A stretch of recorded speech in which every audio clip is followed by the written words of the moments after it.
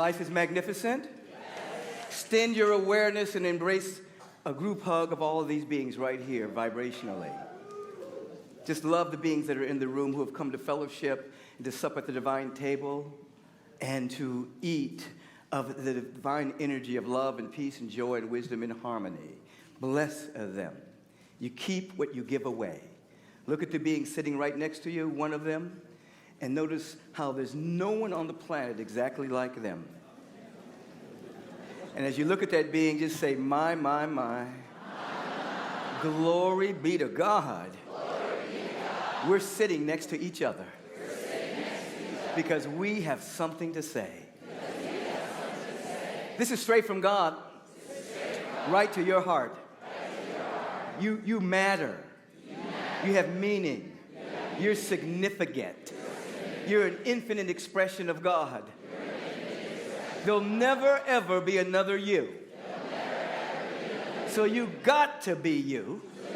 You got to do you, or it won't get done. There's so much intelligence in you.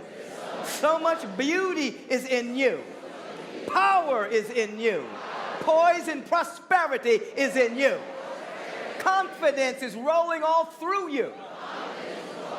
And you have come to set it free. To change the world for the better. And to anchor heaven on earth. Let's be about this together in the here and now. And so it is. Amen. Touch and agree. Feel the power and the potency of the presence of God in divine community. Somebody just shout about it for a second. Just feel that dynamic energy is coursing through you. Are you aware that there's inexhaustible, limitless, infinite energy seeking to express itself through you? That it never runs out? It has no beginning, never ends, is always unfolding, and that's your very life. And so you are here to have regular insights so that you can not only tap into that awareness, but that awareness becomes the perception by which you view life from. And as that begins to happen, the inspired thoughts of God begin to move through you as inspiration, as wisdom, guidance, direction, creativity, and you live in a different world. You live in an entirely different world. Thus, when you begin to hear the theme of the month, as many of you have, those who have been with us since the beginning of the year, you're coming to an understanding of what it is meant to move from improvement to unfoldment and to have a personal revelation. Your personal revelation lends itself to unfoldment, lends itself to catching that you are a perfect spiritual idea held in the mind of the infinite, an unrepeatable phenomena that is never had a beginning and will never end and continues to unfold itself. And from that dynamic, you've become aware that every single improvement in your life has come from when you have released something, a lie, you have released a limited perception, you have released and dissolved some kind of woundedness in yourself. Every improvement in your life has come from a dynamic of sweet release, not gaining, but sweet release, and continuing to embrace who you are and whose you are as the very image and likeness of God.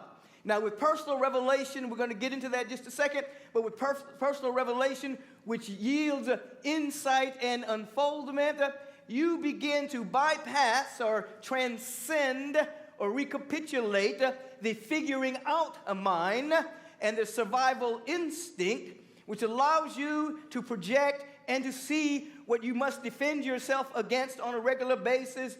It allows you to see the obstacles, the hindrances, sometimes amplifies them and magnifies them. When you're in your figuring out mind and when you're in your instinct, primarily living from your instinct, then you see a different world. You see a world in which you're going to have to contend with things in order to survive at the end of the day. With personal revelation about the nature of reality and the nature of who you are, the figuring out mind is transcended, and you begin to live in a feeling tone of connectedness, a feeling tone of oneness, a feeling tone of all of your needs met, the anxiousness and the anxiety that's being projected from the survival instinct is put in its proper place, and it is used when it is necessary, and a different world opens up for you. You begin to see differently. From the survival instinct, you see what might go bad in your life. From a sense of unfoldment and a connection with the presence, you see possibilities.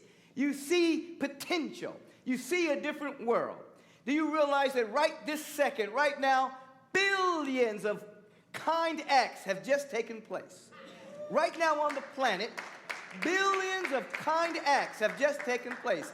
Compassion, forgiveness, generosity, creativity, resourcefulness, inventiveness. It's billions are happening right now as I'm speaking. However, you might not be in tune with that. If you're only in tune with the survival instinct, you'll only see the world that is projected to you by the media all the time of the lowest common denominator of the human experience, and you will live into that world. And even if you don't have a direct experience of negativity, your nervous system does not know that. And the chemicals in your body do not know that. And the immune system does not know that. The immune system atrophies, the chemicals are toxic, move through your body temple, you prematurely age, you create the condition for disease, you block the inspired thought of God, your creativity diminishes, and you fall prey to being a victim to circumstances that you haven't even seen yet, just being projected to you by the world of lack and limitation, scarcity, doubt, and not enoughness. That is not for you. And it is not for the strong sons and daughters of the Most High God. So with revelation via prayer, see, when we deal with prayer, some people think it's a little sweet little religious thing that you do. I'm just going to pray today. I'm so sweet. And I'm going to pray to God. I hope God hears me. Oh, my God. No. Dynamic prayer and meditation is an adventure in discovering your essence, adventure in discovering reality, capital R. It's an adventure in right seeing.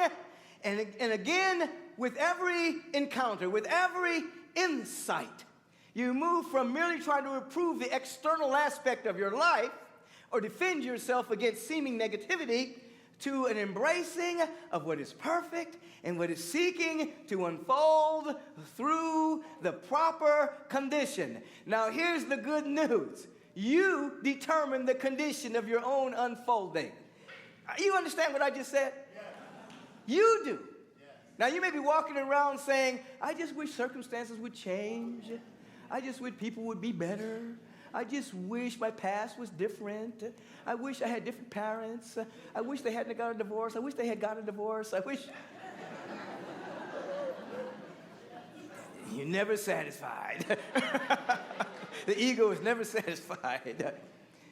When you understand that you are the condition, your awareness, your thought, your perception, the feeling tone that you carry about life is the soil through which the seed idea, the Christ within you, gets to unfold. And it doesn't matter what the external conditions may be. I mean, do you realize right now somebody in the midst of a sea of scarcity in the world is having a brilliant idea? Somebody right now is composing a brilliant song. Somebody right now has a brilliant business idea. Somebody right now is honing in on a new way of educating our children. Somebody right now is beginning to innovate ways of healing the body temple, the mental body, the emotional body. These individuals, these innovators, these creators are not locked in to the perception of lack and limitation. They're going beyond the three-dimensional awareness.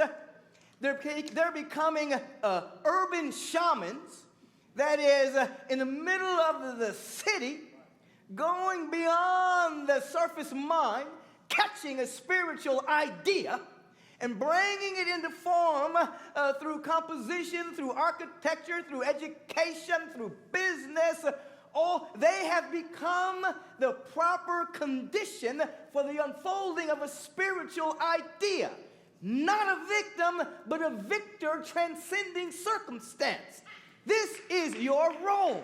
Your role is not just to be good until you die to go to heaven. That is boring. No. Be good for something. Don't just be good. Be good for something. Do you realize so many laws that have been passed down generations have been changed because they were not in alignment with the fundamental harmony of the universe? You see? And so you don't want to just be good in your society, because you might be being good to something that doesn't make any sense. Like I'm not going to get into that. Anyway, because I am kind of a maverick. Anyway, you want to be good for something. You want to be good for God. You want to be good for love. You want to be good for peace. You want to be good for joy. You want to be good for harmony. So hear what I just said. We're moving from improvement to unfoldment. Real improvement, however, is the letting go of a lie, a false belief, a limited perception. And so that as that is let go of, then that which is already there begins to be revealed, and it begins to unfold. With personal revelation, you begin to see differently. You don't just move merely from the survival instinct. We don't throw that away. It just becomes, we embrace and we transcend it, and it becomes a part of a larger creative urge. There is an evolutionary urge within us, an evolutionary impulse for us to become more and never less than our true self. At the lowest level, it's instinct to survive. At a higher level, it's creativity. So as you embrace the survival instinct, and it becomes a part of the evolutionary urge, the evolutionary frequency, the impulse, you see differently, not obstacles, hindrances, and obstructions. You become a part of the fabric of feeling the billions of kindnesses and innovativeness and creativity that's happening on the planet, of which I bet when you pick up the newspaper today, it's not going to say that. It's not going to say 10 billion acts of kindness just happened 5 minutes ago. It's not going to say so much forgiveness just took place. It's not going to say so much generosity. It's not going to say that. So you have to get the news from the gospel. Gospel means good news. You have to get it directly from God, which is where you are praying from and where you are meditating from. So you're catching the spiritual insight directly from the mind of God, I tell you. And you live in that particular world. Then you begin to understand. As the topic would indicate, you feel empty at times. Oh, what a gift that is. Emptiness. Do you realize that a cup is not useful unless it's empty? A bowl is not useful unless there's a hollow aspect of it. The emptiness allows you to be used by more and more life. George Washington Carver used to wake up every single morning and empty himself out and become so available to the Spirit of the living God that he could see the efficacy in the plants, in the trees, in the soil, the potential of healing that these particular species carried. He self-emptied and became God-filled. He one time said to the great God of the universe, great creator, I want to know the secrets of the universe. And the president said, George, why don't you just start with the peanut? And as he dived into the peanut, he discovered the great secrets of the universe. But it came with an emptying, an openness. Now there is self-emptying when you empty yourself every day through prayer and through meditation. You don't run into prayer knowing all the answers. You move and you open and you become available. You become humble. You open.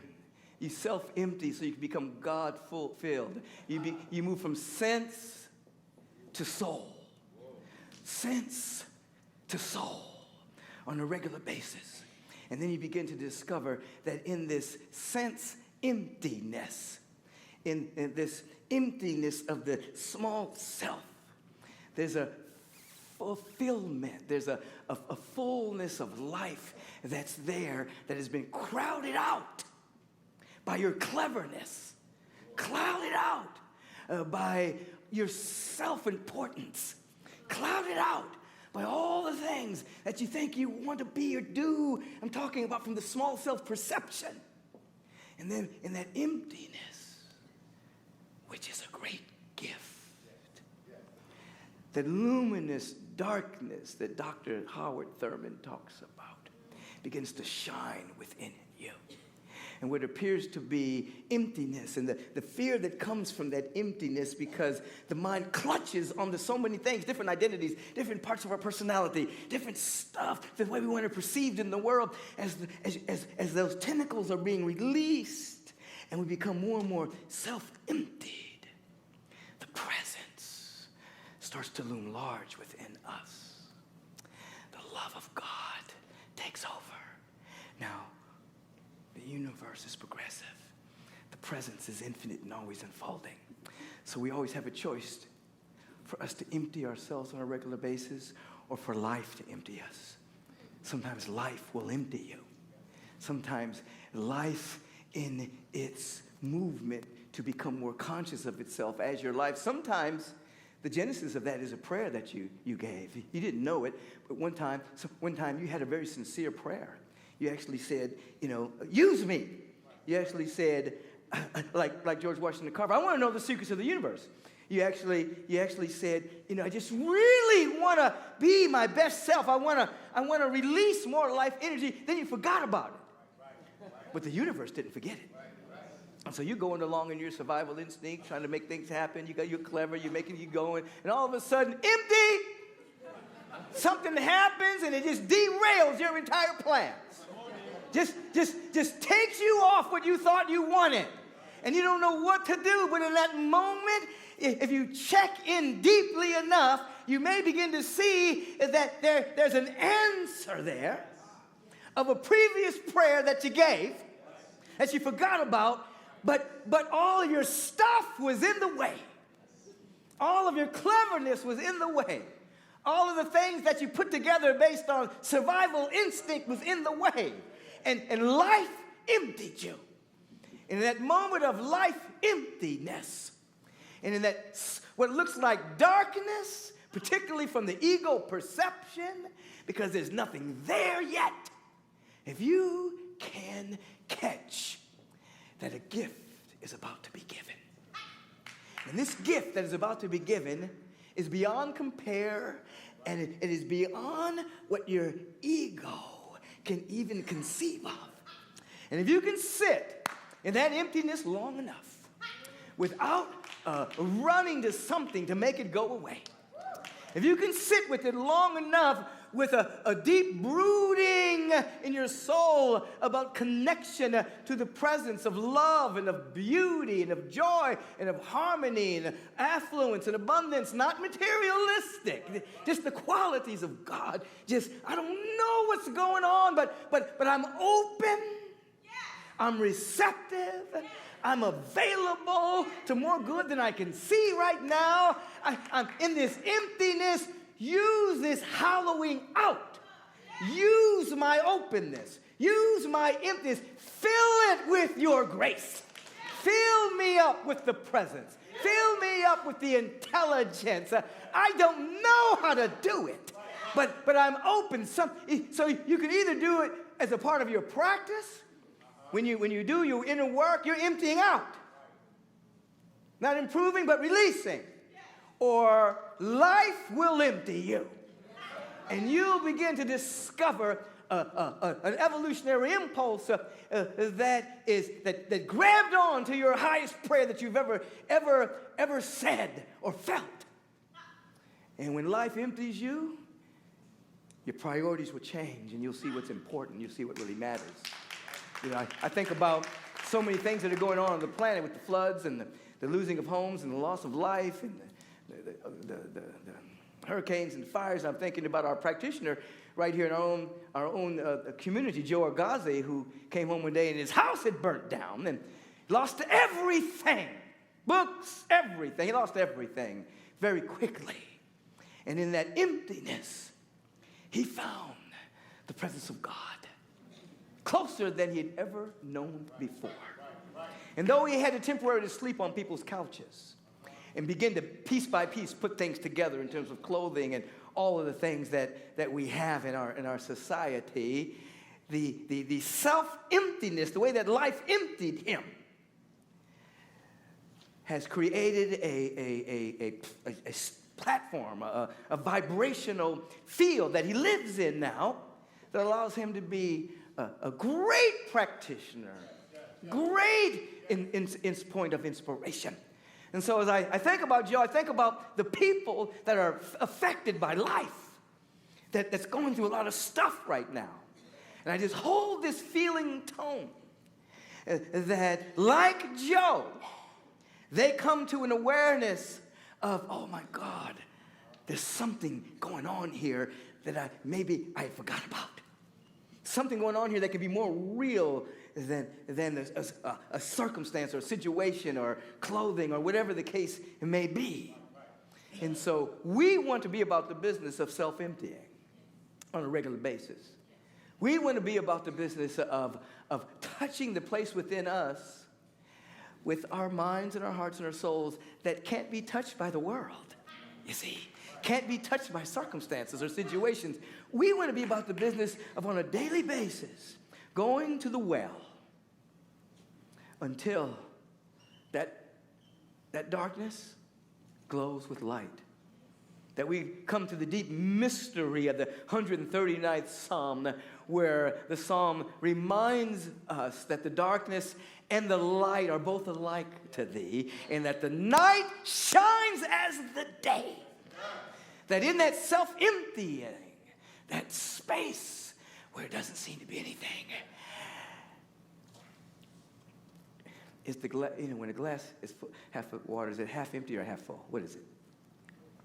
It's totally full, because where there's no water, there's air.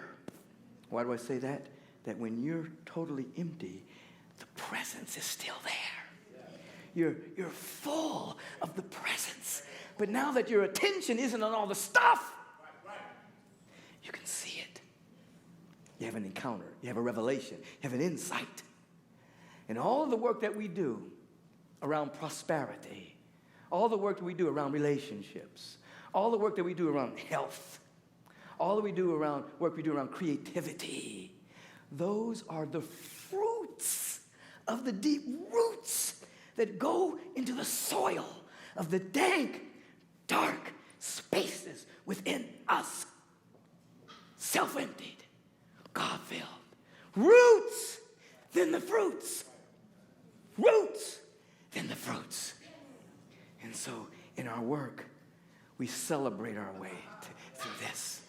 And we know that whenever there's an emptiness, woo, there's a blessing on the way, baby. God is not mocked. There's a blessing trying to happen. Are you in the way of your blessing, or are you embracing your blessing? If you're way in the survival instinct, and the figuring out mind is running everything, and the logical mind is running everything, you have to go beyond reason to have a beyond reasonable life. Come on. Beyond reasonable miracle. You got to go beyond reason. And so in your inner work, you're not being reasonable and logical. No, you're being childlike. You're going into the field of, oh my God, what's possible? Oh my God, what's possible? What's possible? And you lean into it. Something within unfolds. Shocks you. Amazes you. Surprises you. And I'm telling you something right here, right now, you don't ever get used to it. When the good news comes and there's another tributary of good news, it's outside of your previous paradigms. Oh, I didn't even know the good could come like that. I didn't know the good could come like that. I didn't know the good could come through that person. I don't even like that person. What? I don't need, what? And then you seek to stay perennially available. You go to the well in the morning like George Washington Carver. You humble yourself before the great presence that's infinite. You empty yourself out in prayer, study, and meditation. You have that beginner's mind that allows you to come to an awareness that whatever it is you think you know, you're barely scratching the surface to the infinite. So you become empty. And then God-filled with inspired ideas, God-filled with wisdom, guidance, God-filled with a sense of safety and security that the world can't give you. The world can't give you security. I don't care how many nuclear bombs a country will build. That doesn't create safety. It creates the possibility of destruction, you see. The world can't give it to you. You start to get into a feeling of safety and security. And then you start to realize that there's something within you can't be touched. And as that begins to be more real, you walk around with a little sweet smile on your face. People don't know why you got that Cheshire smile. You can't even explain it. You can't even explain it. Someone recently got fired from their job, and she walked out so happy. They were looking at her like she was crazy. Why are you so happy? She said, I know there's a blessing coming. I already know. You didn't do nothing but set me free to be more me.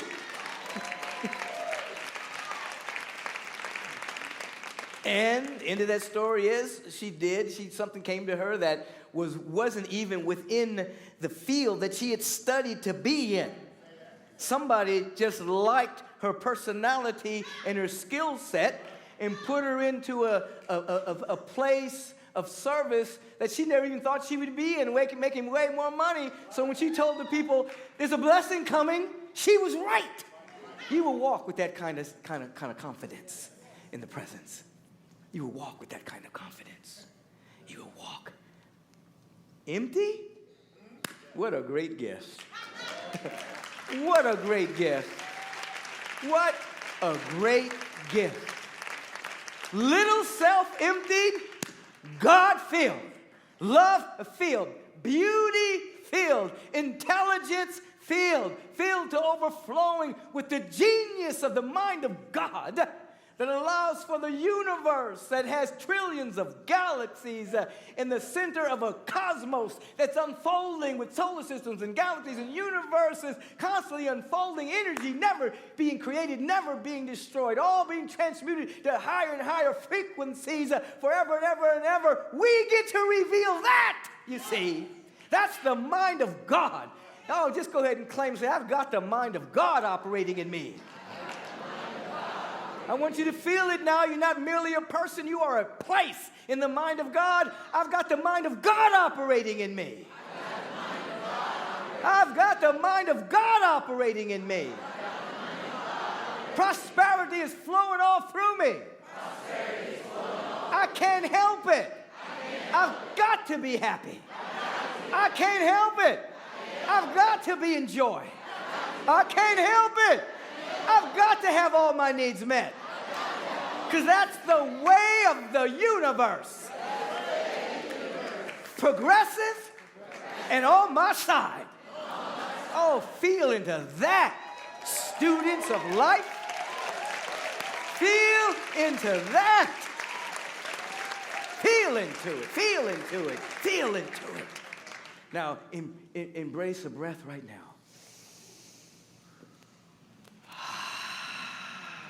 Again.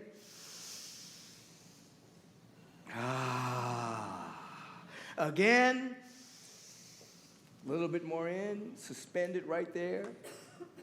And catch any insight that you have had during this morning. Anything that made you go, aha, oh, wow, that's good. Just sustain the breath right around that feeling. Because here you're coming out of victimhood, you're expanding your perception, you're not living in the world, you're in it, but you're not of it. You're of a higher frequency now. You are embracing a revelation. Now breathe out the sound of ah. So you're allowing yourself to come into a certain state, vibrational state, of which you will unfold into higher and higher stages of your own unfoldment. Right condition? What state are you in? Fear? Worry?